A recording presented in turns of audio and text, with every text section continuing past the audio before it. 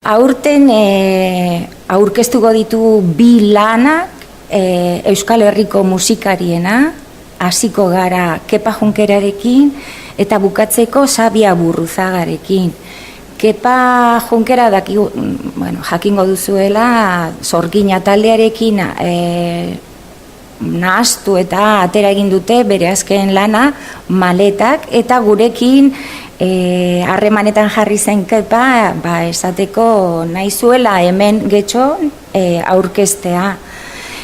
Xabi Aburruzaga aldiz Celtic izeneko lana aurkeztuko zaigu, eta justo aldrebes, zeltiar musikaren batera, gure musika trikitralie, euskaldun musika eta trikiarekin batera egingo duela, baina kanpora begira, hau da Irlandako musikariekin, Eskoziarrak eta bar, eta hor igandean itxi egingo dugu jaialdia, bere azkenengo lan horrekin Celtic izenekoa.